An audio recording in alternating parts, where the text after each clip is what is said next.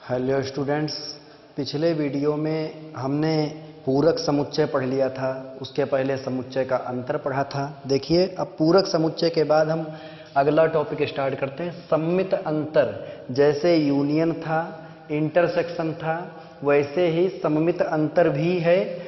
यहाँ पर जो ये सममित अंतर है, इसका जो मेन कॉन्सेप्ट है वो अंतर से आएगा। जैसे पहले इसका प्रतीक समझ लेते हैं। तो सममित अंतर को, दो समुच्चयों का सममित अंतर, प्रतीक जो होगा इसका वो ये होगा, ये, या इसका प्रतीक होगा डेल्टा। एक बड़ा वृत्त बनाएंगे और बीच में प्लस का निशान लगा देंगे, ये हो जाएगा, या फिर ये डेल्टा होगा।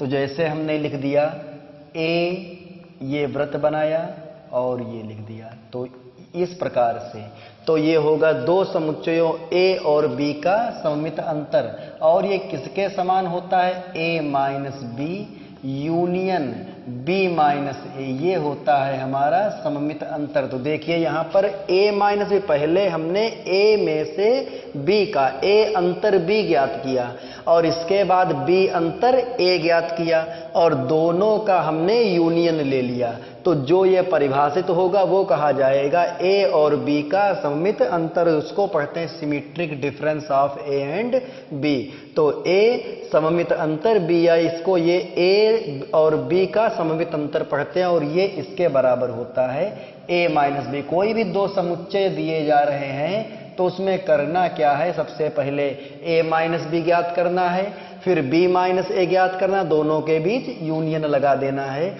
इसका वैन आरेख बनाएंगे। तो वैन आरेख इसका कैसे बनेगा ये देख लीजिए। यहाँ पर ये जो है दो समुच्चय हैं, समुच्चय को वृत्त के द्वारा दर्शाया जाता है और हमने ये मान लिया कि ये दोनों संयुक्त समुच्चय है, अर्थात कुछ अवयव इनमें कॉमन है, कुछ अवयव ए के बी में उपस्थित है, अर्थात ए और बी में कुछ अवयव कॉमन है, एक कम से कम।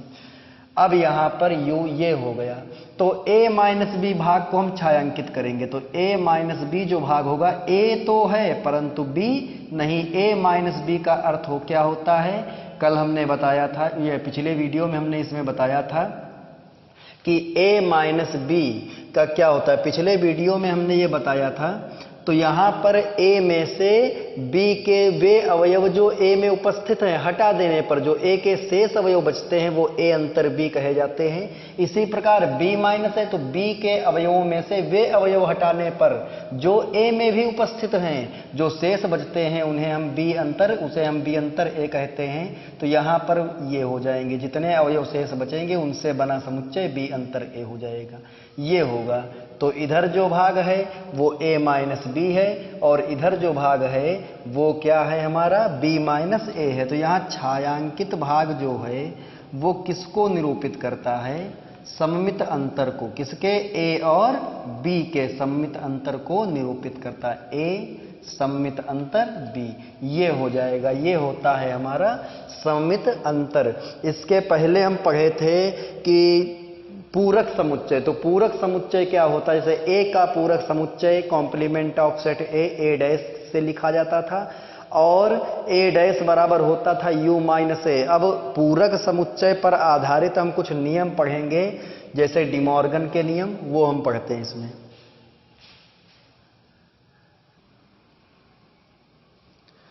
देखिए डिमॉर्गन के नियम। तो यहाँ पर पहला जो नियम लिखा हुआ, यदि ए व बी व सी समुच्चय हैं तो ए यूनियन बी पूरे का डैश लगा हुआ है, अर्थात ए यूनियन बी का पूरक समुच्चय किसके बराबर होता है? ए का पूरक समुच्चय बी के पूरक समुच्चय के इंटरसेक्शन के, उभयनिष्ठ के।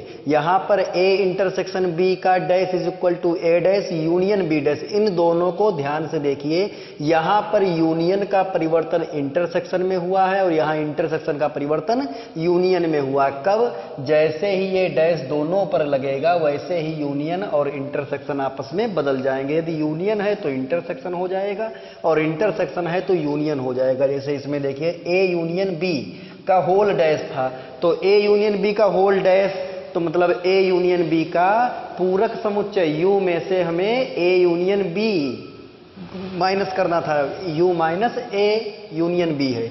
अब जैसे ही डैश को हमने ए और बी दोनों पर लगाया तो इनके भी जो संक्रिया थी यूनियन की वो इंटरसेक्शन में चेंज हो गई। यहां भी वैसे ही है, इंटरसेक्शन था तो यूनियन में बदल जाएगा जैसे हमने दोनों पर डैश लगाया। इसी प्रकार से इसमें अब डैश की जो थ्योरी है पूरक समुच्चय की, वो समुच्चय के अंतर से आती है। जैसे हम लिखते हैं ए डैश बराबर क्या होता है, u माइनस ए। तो जो पूरक समुच्चय होता है वो समष्टीय समुच्चय u में से उस समुच्चय का अंतर होता है जिसका हम पूरक ज्ञात कर लेते हैं। u समष्टि समुच्चय, अंतर ये समुच्चय a है जिसका पूरक समुच्चय हमें ज्ञात करना है। तो यहाँ मुख्य कॉन्सेप्ट जो था हमारा, मेन जो थ्योरी थी वो माइनस की थी, अंतर की थी, डिफरेंस की थी यहाँ पर। तो a difference b union c से माइनस सब लोग पढ़ते हैं लेकिन इसको डिफरेंस पढ़ेंगे, a difference b union c। अब देखिए जो ये डिफरेंस है, जैसे हमारा कॉम्प्लीमेंट डैश था वैसे ही हमारा ये माइनस भी है क्योंकि दोनों की एक ही थ्योरी थी, एक ही कॉन्सेप्ट था। तो जैसे ही a का माइनस b से और a का माइनस c से हुआ वैसे ही यूनियन इंटरसेक्शन में बदल गया।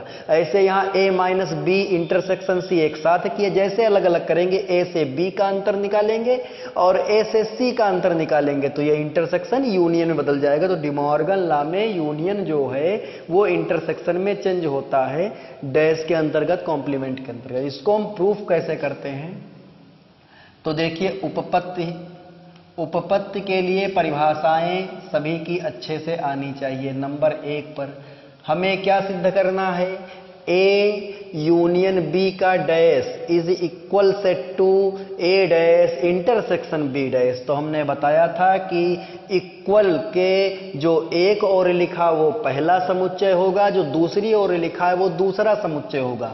तो पहले समुच्चय में हम कोई अवयव मान देते हैं, x हमने एक अवयव मान दिया जो पहले समुच्चय में A यूनियन B के डैश में उपस्थित है। अब पिछले वीडियो में जब हमने डैश की थ्योरी पढ़ाई थी तो उसमें यह बताया था कि यदि x a में उपस्थित है तो वो a डैश में उपस्थित नहीं होगा।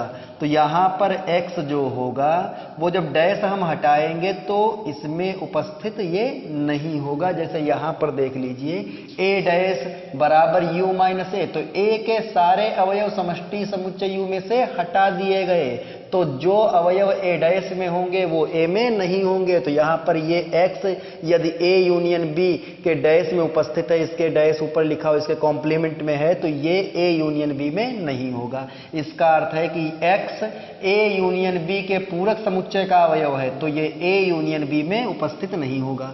और जब कोई अवयव a यूनियन b में उपस्थित नहीं होता तो यूनियन की थ्योरी में हमने पढ़ाया था कि यदि x जो है वो ना तो a में हो, a यूनियन b में ना हो, तो इसका अर्थ यह होगा कि x ना तो a का अवयव होगा और x ना तो b का अवयव होगा। ये हमने बताया था कि जब x not epsilon a union b लगा हुआ है तो जब यूनियन को हटाएंगे और x को a और b के अवयव में नहीं लिखेंगे तो बीच में क्या लगेगा और। अब जैसे इन दोनों को, ये नॉट एप्सिलॉन x a में उपस्थित नहीं है, x b में उपस्थित नहीं, अब a में उपस्थित नहीं, इसका अर्थ ये हुआ कि ये a डैश में उपस्थित होगा और बीच में लगा रहेगा। उसी तरह से जो x है हमारा वो b डैश में उपस्थित होगा।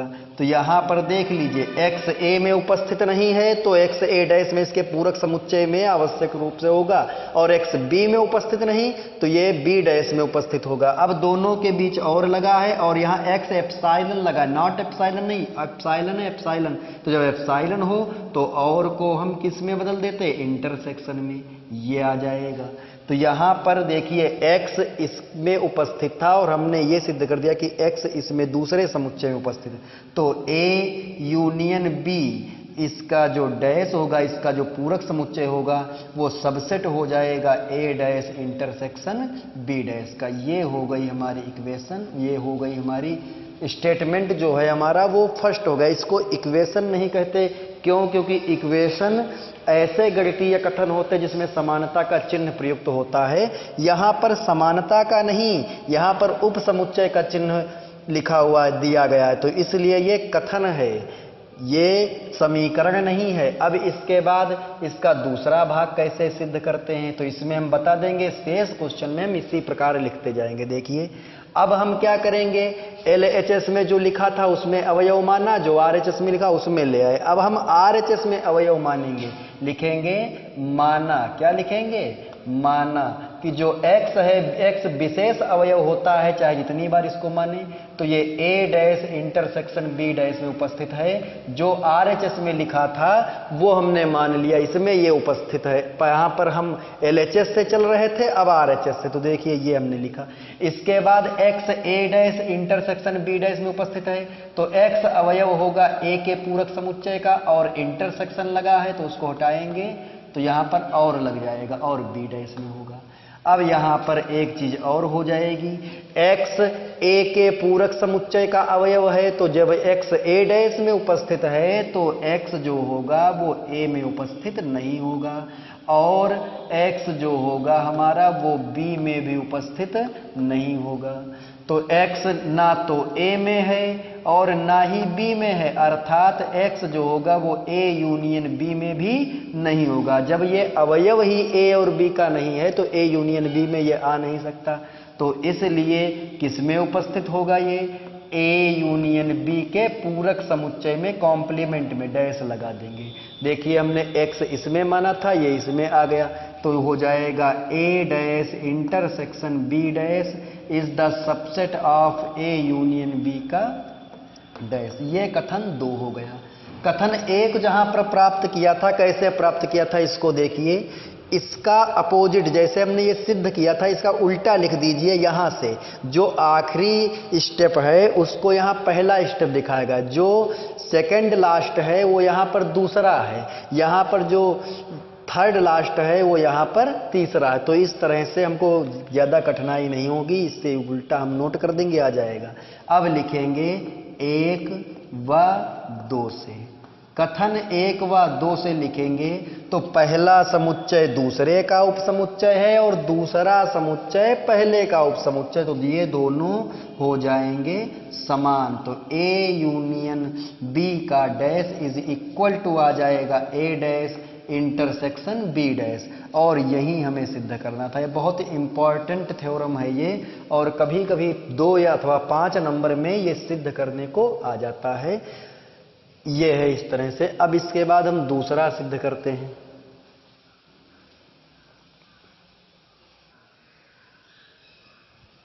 देखिए सेकंड सिद्ध करते हैं हम इसको, A इंटरसेक्शन B का dash is equal set to A dash union B dash. जब कभी हम इसको सिद्ध करते हैं तो प्रमेय को सिद्ध करने के लिए समुच्चय में परिभाषाएं और उसके अंतर्गत जो प्रतीक थे वो हमको आने चाहिए, परिभाषा और उसका और विस्तृत परिभाषा आनी चाहिए कि नियम रूप में इसको हम क्या लिखते थे, वहीं से ये हल होगा। और यदि परिभाषा नहीं आती है तो कोई भी समुच्चय की एक थ्योरम भी नहीं हल कर पाएगा।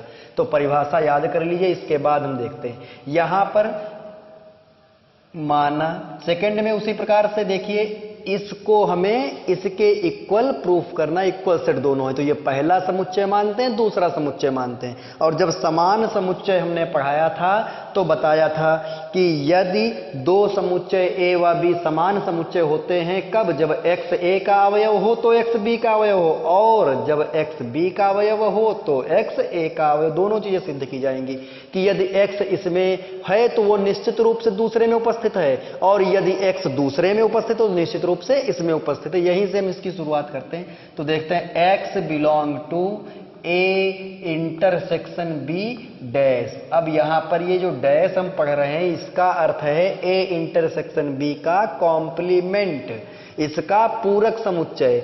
x कोई अवयव है जो A इंटरसेक्शन B के पूरक समुच्चय में उपस्थित है, तो इट एम्प्लाइज दैट, इसका अर्थ यह है, इसको इस तीर को बोलते हैं, यह इंगित करता है, इट एम्प्लाइज, कई बार हम बता चुके हैं इसमें कि x जो है वो A इंटरसेक्शन B का अवयव नहीं होगा। कोई भी अवयव यदि किसी समुच्चय के पूरक समुच्चय में उपस्थित है तो वो अवयव उस समुच्चय में उपस्थित नहीं हो सकता। यहां पर जब x इसमें इंटरसेक्शन में है नहीं तो यहां से इंटरसेक्शन की थ्योरी लगेगी। इंटरसेक्शन सर्वनिष्ठ जब पढ़ाया था तो उसमें बताया था कि यदि x A इंटरसेक्शन B का अवयव है तो x A में भी होगा और B में भी होगा। लेकिन जब नहीं है तो या तो x A में नहीं है या x B में नहीं, यह यहां संभावना के रूप में जुड़ गया। अब इसके बाद हम क्या करेंगे, देखिए x जो होगा वो A में नहीं तो इसका अर्थ ये इसमें उपस्थित A डैश में होगा, या x B में नहीं तो ये निश्चित रूप से B डैश में होगा। बीच में क्या लगा है या, तो दोनों को हम क्या करते हैं यूनियन से जोड़ देते हैं। यदि x पहले समुच्चय में है या x दूसरे समुच्चय में है तो निश्चित रूप से उन दोनों समुच्चयों के यूनियन में उपस्थित होगा। देखिए x इसका अवयव था, इसमें आ गया, तो जो ये A इंटरसेक्शन B का पूरक समुच्चय है वो सबसेट होगा A dash union B dash का। ये हो गई समीकरण, ये हो गया कथन 1।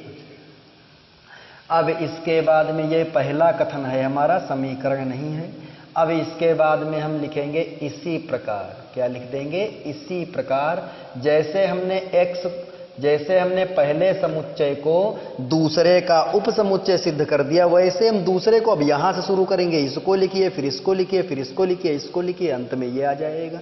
तो यहां पर इसी प्रकार से ये हम सिद्ध कर सकते हैं कि A का पूरक समुच्चय यूनियन B का पूरक समुच्चय is the subset of A intersection B का डैश इसका पूरक समुच्चय। तो ये तुम्हारा दूसरा कथन हो जाएगा। और लिखेंगे यहाँ 1 व 2 से, 1 व 2 से हम क्या लिख देंगे, 1 व 2 से, तो ये हो जाएगा A इंटरसेक्शन B का जो डैश होगा पूरक समुच्चय होगा वो किसके समान समुच्चय होगा, A dash union B dash, ये आ जाएगा, ये हो जाएगा। इसके बाद तीसरा हम प्रूफ करते हैं, देखते हैं कैसे प्रूफ होगा। देखिए इसका थर्ड पार्ट कैसे हम प्रूफ करेंगे। यहां पर हमें सिद्ध क्या करना ये देखते हैं। A minus B union C, बीच में बराबर लगा है, इसको इक्वल टू नहीं पढ़ेंगे, इसको पढ़ेंगे इक्वल सेट टू, कि ये जो समुच्चय है वो इस समुच्चय के समान है। ये इधर जो LHS में लिखा पहला समुच्चय, इधर जो RHS में लिखा दूसरा समुच्चय, वो दोनों समान समुच्चय, अर्थात इनके अवयवों की संख्या भी समान है और अवयव भी समान। तो इसको प्रूफ करने के लिए पहले समुच्चय में एक अवयव हम मान लेते हैं। x जो है वो A minus B union C का अवयव है। अब हम अंतर की थ्योरी पे आते हैं। अंतर की थ्योरी पे तो क्या हो जाएगा, यहां पर x अवयव है किसका, A minus B union C का। तो यहां पर यदि x A माइनस B में उपस्थित था तो x A में तो होता है, और जो माइनस के बाद लिखा होता है उसमें x उपस्थित नहीं होता। क्यों, क्योंकि A minus B union C, तो B यूनियन C के सभी अवयव जो A में उपस्थित हैं वो हटा दिए गए हैं। इसके बाद हमें A minus B union C प्राप्त हुआ, इसलिए x A में तो होगा परंतु ये B यूनियन C में नहीं होगा। It implies that x belongs to A, और यहां पर x not belongs to B union C है। इसका अर्थ ये होगा कि x not belong to B and या और x not belong to C। यदि x B यूनियन C में नहीं तो ना तो वो B में होगा और ना तो C में होगा। अब A के से B के साथ A को कर लेते हैं, C के साथ A को हम कर लेते हैं। तो यहां पर x बिलोंग टू A और क्या हो जाएगा, x not belong to B। यहां और लिखा हुआ है, x को लिख देते हैं, x बिलोंग टू A और x not belong to C, ये हो जाएगा। इन दोनों को हम एक साथ जोड़ते हैं, तो इन दोनों को एक साथ जोड़ेंगे तो x बिलोंग टू आएगा A माइनस B, और क्या हो जाएगा, x belong to a minus C. देखिए x a माइनस बी में भी उपस्थित है, x a माइनस सी में भी उपस्थित है। तो इसका अर्थ क्या होगा, यहां हम लिख देते हैं कि x जो होगा, इट एम्प्लाइज दैट x जो होगा वो a माइनस बी इंटरसेक्शन दोनों के उभयनिष्ठ में उपस्थित होगा। ये आ जाएगा। तो यहां पर देखिए हमने x को इसका अवयव माना था, ये आ गया। तो लिखेंगे इसलिए a minus B union C जो है सबसेट है किसका, a minus B intersection a minus C. ये हो गया कथन एक। अब इसी प्रकार से हम दूसरा कथन भी लिख सकते हैं। इसी प्रकार जैसे हमने इसको सिद्ध किया है, इसी प्रकार दूसरे को भी सिद्ध कर लेंगे। a minus B intersection a minus C is the subset of a minus B union C. ये हमारा दूसरा कथन है। अब लिखेंगे 1 व 2 से। 1 व 2 से दोनों ही समुच्चय एक दूसरे का उपसमुच्चय। अगर इसे प्रूफ करना है तो यहां से शुरुआत कीजिए, फिर इसके बाद ये लिखिए, फिर ये लिखिए, फिर ये लिखिए, फिर ये, और इसके बाद अंत में आ जाएगा। तो ये हो जाएगा a minus B union C is equal set to a minus B intersection a minus C. ये आ जाएगा। अब जैसे हमने इस थ्योरम को प्रूफ किया है, उसी प्रकार से इस थ्योरम को भी प्रूफ कर लेंगे। जैसे यहां पर x not epsilon B intersection आज सी आ जाएगा, तो x b में नहीं होगा, या यहां और लगा था तो यह लग जाएगा। इसी तरह से फोर्थ को सिद्ध कर लीजिएगा। बुक में ये सिद्ध होगा, देख लीजिएगा, हिंट मिल जाएगी उससे। और इस थ्योरम चाहे जो हो सेट की, उसको प्रूफ करने के लिए हमको परिभाषा आना बहुत ही आवश्यक है, तभी हम प्रूफ कर पाएंगे, अन्यथा आएगा कुछ नहीं समझ में। तो इसलिए इसके पहले परिभाषा पढ़ लीजिए, इसके बाद वीडियो देखिए, सब कुछ समझ में आ जाएगा। जो फोर्थ है वो सिद्ध हो जाएगा थर्ड की तरह से। अब इसके बाद अगले वीडियो में हम सम्मिलन, अंतर और सर्वनिष्ठ के ऊपर कुछ क्वेश्चन देखेंगे कि उनके क्वेश्चन आ जाते तो कैसे सॉल्व करते हैं।